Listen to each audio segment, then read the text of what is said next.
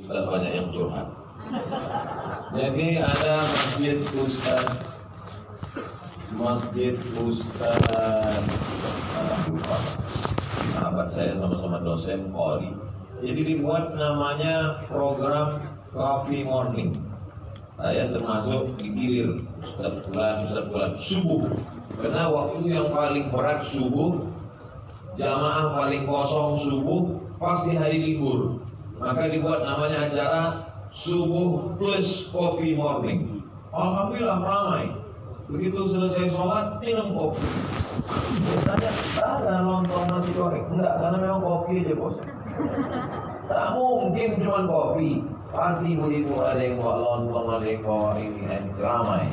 Karena memang asal dari kata dakwah itu, kalau kita lihat kamus, da'a yad'u dakwah artinya ad-da'watu ilal ma'am, undangan makan.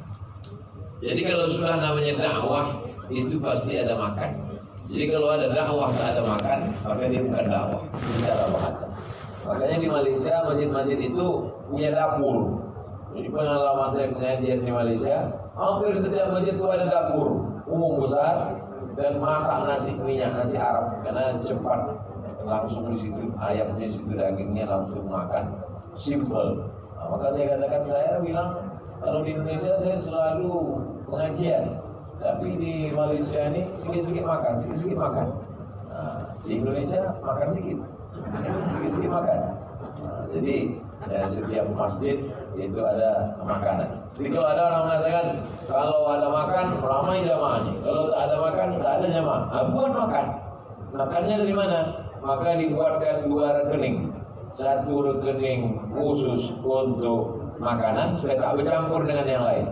Rekening makan disediakan barcode-nya macam kita. Rekening makan sekali cas ini langsung tertransfer satu porsi. Anda ingin satu porsi di surga, maka kliklah barcode ini. Salah pula dikirim 3 kali. Hanya 10.000 saja ditempel di depan masjid. Maka orang otomatis dia sudah mengirimkan. Lalu kemudian selesai sholat Jumat, itu nasi segala macam, tentu dikoordinir dengan manajemen yang baik. Insya Allah itu usaha dari kita. Tidak ada masjid kekurangan duit, karena sebetulnya potensi orang untuk bersedekah ini luar biasa. Hanya saja caranya maka kita buat masyarakat trust. Kalau dia percaya, pengumuman tiap Jumat jelas. Rekening makan masjid transparan. Rekening pembangunan masjid. Jangan satukan antara wakaf dengan infak. Karena duit wakaf tak boleh habis. Tak boleh duit wakaf untuk nasi, karena nasi dimakan habis. Tapi duit infak bisa dipakai. Duit semen tak bisa untuk. Begitu juga dengan duit makan-makan, satu rekening. Rekening makan-makan. Bank sangat suka kalau kita buat banyak rekening. Satu rekening, bank muamalat satu rekening, BSI satu rekening, bank muamalat rekening wakaf, BSI rekening infak, rekening makan-makan, bank Rio Kepri Syariah. Ingat Bang Rio Kepri Syariah, ingat makan-makan, ingat masjid. Nomor barcode, langsung scan, terkirim otomatis 10.000 satu porsi. Nah ini itu usaha kita. Allah hanya suruh kita ambil bambu, pasang tali pancing, letakkan cacing, letakkanlah. Ikan apa yang datang itu urusan Allah SWT. Kita pasang 10.000, datang ikan peri. Kita pasang 10.000, datang ikan paus. Bisa saja. Itu kuasa Allah Subhanahu wa Ta'ala. Jadi bagi orang yang berbiasa mengelola masjid ini, maka kalau dikelola dengan baik, apalagi kecanggihan zaman sekarang. Kalau ada orang mengatakan internet ini, dengan internet masjid kita bisa disupport dari orang seluruh dunia. Kita tinggal share saja di Instagram. Seluruh saudara kita yang merantau di Singapura, di Malaysia, di Hong Kong, di Saudi Arabia bisa mensupport masjid kita yang ada di bawah. Jadi tidak lagi berpikir masjid skala sempit hanya Batam, tapi jamaahnya adalah jamaah internasional. Jadi Allah. Ya, akan Ustaz. Baik, Selanjutnya pertanyaan ini ada namanya, ya saya putar saja. Ini dari Masjid Anur Alia dari Bapak Abdul Syukur. Pertanyaan saya, bagaimana cara membangkitkan giroh anak-anak dan remaja agar tetap istiqomah di jalan agama Allah. Jadi dari masjid ini saya baru memulai public speaking remaja Islam, Ustaz. Mohon bimbingannya soal anak-anak dan remaja ini. Anak-anak dan remaja dibuat kajiannya subuh Ahad atau waktu duha. Tapi saya lebih setuju subuh Ahad. Kenapa? Membiasakan dia sholat subuh. Kenapa Ahad? Karena hari libur, tak ada alasan. Lalu dia pun ke masjid, protokolnya anak muda, baca Qur'annya anak muda, lebih banyak dialog karena anak-anak tak mau diceramani terlalu panjang. Hanya dialog subuh ini tentang bahaya narkoba, dialog subuh ini tentang bahaya pergaulan bebas.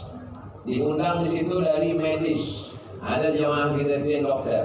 Nah, ibu, pak dokter, tolong bahaskan bahayanya secara medis. Ada di situ bapak anggota dewan atau bapak Pak RT, Pak RW, tokoh masyarakat yang jadi panutan, sukses dia menata hidupnya. Nah, dia disuruh memberikan dialog. Ada di situ polisi, tentara, memberikan dialognya yang lebih pada bagaimana manajemen waktu anak muda, khusus kan. Ada pun nanti tablik akbar khusus anak muda, diundang khusus Ustadz anak muda, Ustadz Anan Ataki, Ustadz Salim Abdillah, Ustadz Andi Boni, Ustadz banyak, Ustadz Muzamil Hasballah. Alhamdulillah kita punya banyak. Ustadz Hakim Ali, bagaimana dia hafal Quran, bagaimana dia memanage hidup dia. Jadi banyak sekali ustadz spesialis, ustadz anak muda. Kalau saya dari mulai anak bayi sampai orang udah mau mati, saya ini lintas komunitas. Dari mulai anak kecil sampai atu-atu. Tapi ada ustadz yang spesial. Nah, ini anak muda mesti dikelola. Kalau anak mudanya hanya disuruh pengajian ikut dengan bapak-bapak, dia mesti diadakan polling, diadakan. Nanti anak-anak muda ini dibuatkan grup WhatsApp anak muda, dikontrol, ada penggeraknya. Pelantikan pengurus remaja musik dilantik oleh bapak Fulan, dilantik, difotokan pakai seragam. Anak-anak muda ini dia lebih pada show-nya. Mak-mak pun kadang suka show lagi anak muda. Ini saya pakai ekstra, pakai grup, ada WhatsApp-nya, ada IG-nya, ada FB-nya. Nanti kalau sudah terbentuk, kirim ke tim Ustadz Abdul Somad, tolong di tag Pak Ustadz, baru kita tag. Sesuai dengan kemampuan mereka masing-masing. Public speaking-nya dilatih, pencaksilat. Negeri Melayu terkenal dengan pencaksilatnya. Habis pengajian pagi Ahad, langsung silat. Kalau dia asik keluar malam, buat dia agak terkilir sedikit.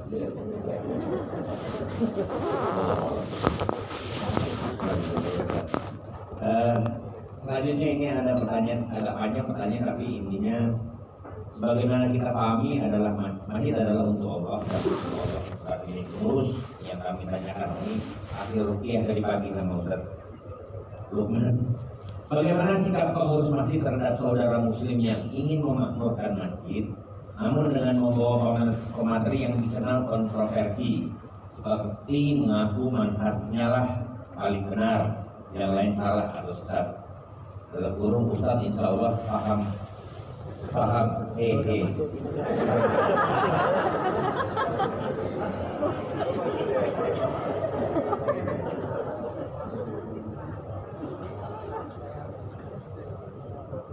Bagi Salafi, saya ini Ustadz ahli syubhat. Bisa ditulis di YouTube. Tulis itu Ustadz ahli syubhat, nanti keluar ahli syubhat. Ustadz ahli syubhat. Ustadz ahli syubhat.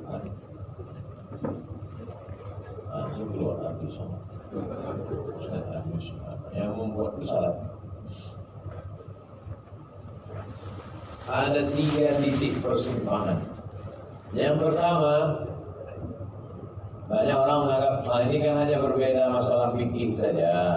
Ini kan hanya berbeda 3 simpang. Simpang yang pertama dalam bidang akidah. Dalam bidang akidah. Bagi mereka, Abdul Somad itu fasik, atau bagi yang sangat ekstrim bisa masuk golongan kafir karena dia mentakwil ayat-ayat sifat. Yadullah fawqa aydihim, tangan Allah di atas tangan mereka. Bagi mazhab Asy'ari, Imam Abul Hasan Al-Asy'ari atau jamaahnya Asy'ariyah atau Asy'ariyun atau Asy'ariyah, di situ tidak boleh dipahami tangan Allah. Karena kalau kita katakan tangan Allah bertentangan dengan ayat laisa kamitslihi syai'un. Di situ letak titik persimpangan. Maka mesti ditakwil. Karena kalangan salaf pun mentakwil. Kullu syai'in halikun illa wajhah. Semua binasa kecuali wajahnya. Tak boleh itu menurut Asy'ari, tidak boleh dipahami wajah Allah. Karena nanti bisa kita terjerumus pada tajsim, memfisikkan Allah. Maka yang dimaksud dengan wajah Allah dalam Sahih Bukhari disebut kullu syai'in halikun illa mulkah. Maksudnya kekuasaan Allah. Situ titik persimpangan pertama. Kenapa dia benci dengan Asy'ari? Karena Asy'ari mentakwil. Padahal mentakwil itu bukan hanya Asy'ari. Imam Asy'ari hanya menyusun akidah Ahlus Sunnah wal Jamaah secara sistematis. Karena kalangan salaf pun dulu banyak mentakwil. Tangan ditakwil dengan quwwah. Ar-Rahman 'alal 'arsy istawa. Mereka memahami istiwa itu artinya al-istiqrar wal julus, duduk dan menetap di atas arsy. Ar-Rahman 'alal 'arsy istawa. Allah duduk dan menetap di atas arsy. Bagi Asy'ari tak bisa dipahami begitu. Karena kalau Allah duduk di atas arsy, lalu sebelum arsy itu ada, Allah di mana? Kan Allah wala makan wa huwal an kama kan. Sebelum ada arsy, Allah itu sudah ada. Kalau Allah sudah ada sebelum ada arsy, lalu ketika ada arsy dia berpindah naik ke atas arsy, berarti bertentangan dengan mukhalafatul khawarij. Sebelum ada kursi, Abdul Somad enggak. Setelah ada kursi, duduk dia di atas, berarti berubah. Kalau berubah berarti baharu. Sedangkan Allah itu qadim. Itu dibahas nanti dalam sifat 20. Wujud, ilah, rakoh. Allah itu wahdaniyah, berdiri sendiri. Qiyamuhu bi nafsihi. Dia tidak berhajat kepada aras. Kalau dia berhajat kepada aras, berarti dia butuh kepada aras, perlu kepada aras. Tidak Asy'ari. Sedangkan mereka meyakini secara tekstual Ar-Rahman 'alal 'arsy istawa, Allah duduk bersemayam menetap di atas arsy. Bisa ditunjuk pakai tangan. Situ letak persimpangannya. Ini bukan persimpangan antara Hanafi dengan Maliki, Maliki dengan Hambali, Hambali dengan Syafi'i. Ini masalah akidah. Yang kedua, bagi mereka tidak boleh berdoa bertawassul kepada Nabi dan kepada wali-wali. Sedangkan Ahlus Sunnah wal Jamaah secara umum sebelum berdoa, ila Syekh Abdul Qadir Al-Jilani Al-Fatihah, Syekh Bahaudin An-Naqsabandi Al-Fatihah, Syekh Abdul Hasan Asy-Syadzili Al-Fatihah, ila Sayyidil Hadratin Nabi Muhammad SAW. Bertawassul kepada Nabi. Orang yang bertawassul kepada Nabi maka dia musyrik. Menurut pandangan Salafiyun, musyrik. Jadi kalau dia memandang Abdul Somad musyrik, sama macam orang menyembah Lata, Uzza, Manat, Hubal, Jibti, Tawud, Naham. Simpang yang kedua. Simpang yang ketiga, persimpangan tak ketemu titik temu adalah pada masalah khilafiyah. khilafiyah masalah kaki celana, khilafiyah masalah jenggot, khilafiyah masalah sayyidina, khilafiyah masalah usolli. Mazhab ini sudah ada dari zaman dulu. Khilafiyah itu biasa, tapi khilafiyah dengan mereka menjadi luar biasa. Karena kalau berbeda pendapat dengan dia, maka langsung dicap sebagai bid'ah, wa kullu bid'atin dhalalah. Kalau sudah dhalalah berarti tiga simpang tidak mungkin. Jadi macam mana Pak Ustaz kalau kita undang Ustaz? Urusnya bodoh. Masa mau pula mengundang orang memfasikkan kita, mengkafirkan kita, membid'ahkan kita, memasukkan kita neraka? Saya ketua masjid. Lalu kemudian datang pengurus. Sosokan, boleh kita undang Ustaz. Siapa Ustaz yang undang ini? Yang bilang aku ini Ustaz Subhan. Itu mau kau undang apa? Ya maksudnya nih. Jelas-jelas aku difasikkannya. Jelas-jelas aku dibid'ahkannya. Sekarang mau kau undang? Oh jadi lain nih. Saya berbeda dengan Muhammadiyah dalam beberapa hal fikih. Saya berbeda dengan Nahdlatul Ulama dalam hal beberapa hal fikih. Saya berbeda dengan sahabat dengan ulama. Tapi kami tidak saling membid'ahkan. Berbeda itu biasa. Saya berpeci, kawan bersorban. Tak gara-gara peci lah. Siapa yang pakai peci bid'ah? Karena Nabi tak pernah pakai peci. Saya pakai celana panjang, dia pakai sarung. Biasa, berbeda pendapat itu biasa. Yang masalah ini gara-gara berbeda pendapat lalu membid'ahkan orang, memfasikkan orang, mengkafirkan orang, mengeluarkan kata-kata caci maki. Jadi kalau Abdul Somad dikatakan Ustaz Subhat itu biasa. Syekh Yusuf Al-Qardawi, ulama Al-Azhar, termasuk ulama sepuh, ulama tua yang hidup sampai sekarang. Antum tinggal tulis saja di Google itu. Al-Kalbul Awi, anjing menggonggong.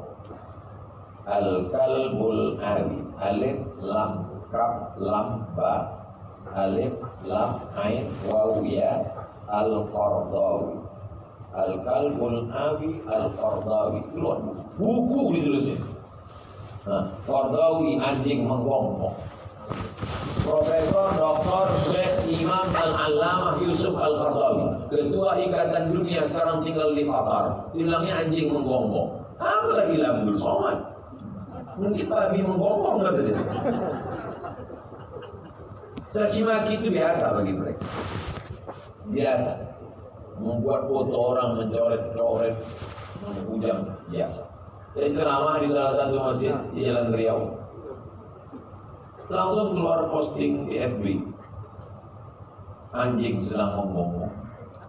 Anjing menggonggong di masjid. Biasa sih. Yang luar biasa itu adalah pengurus sudah tahu, diundangnya juga. Nah itu yang saya salut pengurus. Salut saya. 4 jempol saya kasih. Udah jelas Ustaz itu membid'ahkan engkau, memfasikkan engkau, mengkafirkan engkau, menghantam ustaz-ustazmu, guru-gurumu, kiai-kiaimu, kau undang juga. Ente waras. Allah. Baik, Ustaz. Ini kaitan dengan masjid. Ustaz, bagaimana bagusnya antara manajemen masjid dengan yayasan? Ini maksudnya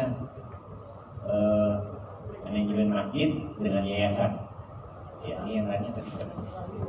Ini pertanyaannya agak kurang. Oh, pengurus masjid, manajemen masjid dengan yayasan. Kita tinggal di negara hukum. Payung hukumnya yayasan. Walaupun yang tertinggi menurut agama adalah masjid. Tapi secara hukum, di cerita hukum, yang tinggi adalah yayasan. Yayasan Muslim Batam terdaftar di Menkumham, terdiri dari 5 unsur: pembina, pengawas, ketua, sekretaris, bendahara. Yayasan. Di bawah yayasan ini nanti baru ada pendidikan sekolah. Karena Kementerian Agama tidak mengeluarkan izin RA, MI, MTS, MAN kalau tidak bernaung di bawah yayasan. Surat tanah itu atas nama yayasan. Departemen Sosial tidak mencairkan bantuan kalau tidak melalui yayasan. Pusat Somad tidak mau mengendorse kalau rekeningnya rekening pribadi, maka mesti rekening yayasan. Lalu kemudian ketua masjid beserta seluruh pengurus di bawah yayasan. Masalahnya orang yayasan ini mesti orang masjid. Kalau orang yayasan tidak orang masjid, bahaya. Orang masjid yayasannya Abu Lahab ketua, pembina Abu Lahab. Perang lagi di dalam, perang Badar sama perang Uhud. Harus ada yang mati syahid. Maka mesti semuanya berjiwa masjid. Karena kalau tidak nanti akan menimbulkan konflik. Nah, jadi yayasan besar, baru di bawahnya ada lembaga pendidikan, ada lembaga ibadah, ada lembaga sosial. Lembaga sosialnya panti asuhan, lembaga pendidikan formalnya adalah dari mulai TK, FI dan seterusnya sampai sekolah tinggi. Lalu kemudian ada masjid di sana. Di bawah payung besar, atapnya namanya rumah. Di dalam rumah itu di bawah payung atap rumah itu ada ruang tamu, ada namanya kamar, ada namanya dapur, ada namanya taman, tapi tetap di dalam rumah. Jangan sampai keluar dari situ. Allah SWT. Baik, nah ini pertanyaannya dari masjid yang kaya. Jika masjid ada saldo ratusan juta, baiknya untuk membangun masjid atau untuk usaha ekonomi dan lain-lain. Ini ratusan juta ya. Masjid yang besar-besar, yang kaya-kaya, pembangunan sudah, karpet sudah, semua sudah. Dibukalah situ minimarket. Berarti kan jadi beli. Enggak, punya Zamannya yang tidak akan mungkin rugi. 99,9% tak mungkin rugi. Yang menyebabkan dia rugi hanya banjir bandang, kebakaran, tsunami, gempa bumi. Ini kan proses cuma Tidak akan mungkin rugi. Kenapa tidak akan mungkin rugi? Karena belinya tidak ada utang, cash semua. Oh, anak ini. Hari Ahad subuh, pas acara pengajian tabligh akbar subuh, semuanya beli paket. Enggak ada jaring, Paket ini. Beli berasnya ke masjid, beli gulanya ke supermarket masjid. Keuntungan dari supermarket masjid untuk yatim, untuk apa, untuk dan lain-lain sebagainya. Adapun yang sifatnya gambling, bisa untung bisa rugi, jangan. Karena ini duit umat, mengembalikannya susah. Adapun yang kebutuhan pokok, gula, minyak, jangan sampai sholatnya ke masjid, zikirnya ke masjid, wiridnya ke masjid, beli berasnya ke sana, menguntungkan orang lain. Tapi kalau di masjid, masjid bisa menggunting mata rantai riba. Masjid bisa langsung ke petani, menjumpai Pak Petani, ternyata petani kita pupuknya ngutang, bibitnya ngutang kepada tengkulak, lintah darat. Semua binatang di air sudah naik ke darat. Dari mulai buaya darat sampai lintah darat. Bisa ya. Lalu kemudian mereka ini susah, maka dipotong oleh pengurus masjid. Bapak, tahun depan mulai masa menanam, jangan lagi tengkulak. Lalu modal saya dari mana Pak? Dari masjid. Tapi beras Bapak jual ke masjid. Nanti kalau tengkulak macam-macam, jangan takut. Pengurus kami di masjid ada yang polisi, ada yang tentara. Tapi udah pensiun. Tapi masih buku ya lagi. Nah, jadi bisa dipotong itu semua. Petani terselamatkan, masyarakat. Berapa banyak duit masyarakat habis untuk di luar masjid? Untuk yang pokok-pokok, gula, sembako semua, minyak, beras, belikan ke supermarket masjid tadi. Jadi ini masalah trust, masalah kepercayaan. Tapi betul-betul selektif, betul karena walaupun sudah di masjid, itu setannya tetap ada. Bahkan pengurus masjid itu jadi setan bisa. Tidak berarti kalau sudah pengurus masjid tidak digoda setan, makin hebat setan. Allah. Baik, ini juga menjawab pertanyaan dari Masjid Al Mutmainah, bagaimana cara menjadikan masjid sebagai meningkatkan meningkatkan ekonomi masjid terjawab juga ya, insya Allah. Nah ini berikutnya, ini saya yakin kalau Ustaz baca juga agak sulit. Tulisannya lumayan dokter ya.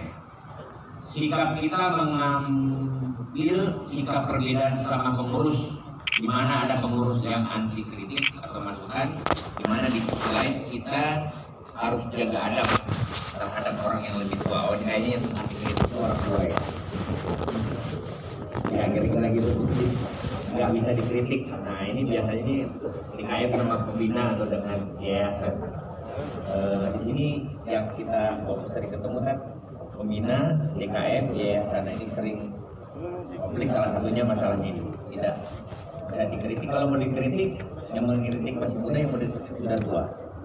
Di Batam paling banyak itu. Yang tidak bisa dikritik itu cuma Nabi. Karena Nabi itu dapat wahyu dari Jibril.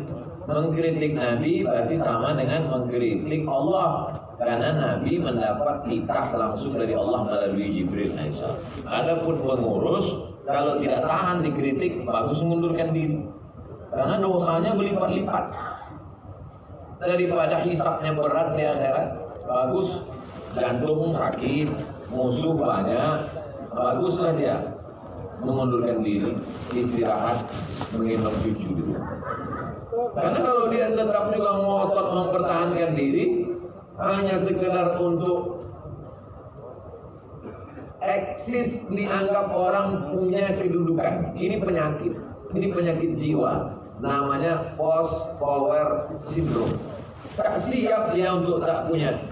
Saya merasakan ini, post power syndrome itu saya merasakan. Walaupun saya belum tua, ketika keluar saya dari PNS, dari dosen, pas orang cerita, kau kerja apa sekarang? Aku di kantor dinas. Kau kerja apa sekarang? Aku di sini. Dalam hati saya, aku tak dosen lagi sekarang.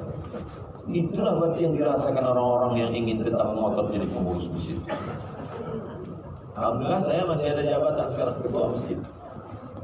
Tapi kalau suatu saat saya dikritik orang, Ustaz tak layak jadi ketua masjid, Ustaz tak betul, saya mesti terima itu. Jangan bangkit ego kita. Tak kau siapa? Aku ini Profesor Dr. Abdul Somad Datuk Sri Ulama Sejarah Negara 20 tahun di Arab. Oh makin bangkit mengkritik kalau cuma lama di Arab. Oh entah lebih lama Pak Ustaz. Jadi regenerasi itu mesti ada. Jadi kita berlapang dada, legowo untuk duduk sebagai penasehat, sebagai dewan pakar, sebagai konsultan, sebagai apalah namanya, paham aja lah kita. Kalau udah mereka ngatakan, Pak, Bapak kami angkat sebagai dewan pakar ya, terserah kaulah. Paham, ngerti lah kita. Karena kalau kita ngotot juga, yang mau kita pertahankan ini apa? Ini bukan jabatan, ini bukan kekuasaan. Ini adalah memakmurkan rumah Allah. Mereka masih perlu inovasi. Pendapat-pendapat kita didengarkan orang juga. Kalau dia baik, akan dibuang orang emas. Kalau memang dia hitam, di dalam kubangan pun akan diangkat orang. Tapi kalau dia pasir, di dalam kantong sultan pun akan dicampakkan ke tepian. Bisa dibuat untuk update status.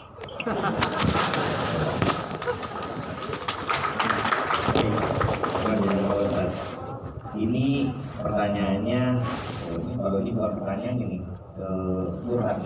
Masjid dikunci, kenapa? Iya, karena ada gembok jadi dikunci. Ini tanya sama pengurusnya aja ya Bu ya. Ini Ibu Dewi yang nanya. Masjid dikunci kenapa Ibu? Tanya sama pengurus masjidnya saja. Di sekitar masjid kami, nah ini Assalamualaikum Ustaz. Di sekitar masjid kami ada rumah kosong dan pasung yang dijadikan musola dadakan. Dikarenakan perbedaan pandangan. Sebagai pengurus kami sudah berusaha mengajak ikram dan tabayun, tetapi belum berhasil. Apa yang harus kami lakukan? Jadi masjid ada rumah kosong dijadikan sholat. Kita tinggal di negara hukum, ada IMB, izin mendirikan bangunan. Orang yang tidak taat hukum bisa dilaporkan. Atas dasar apa? Izin mendirikan musola dan masjid diatur oleh Kementerian Agama. Yang tidak hanya karena perbedaan bismillah sir dan jahar, hanya karena perbedaan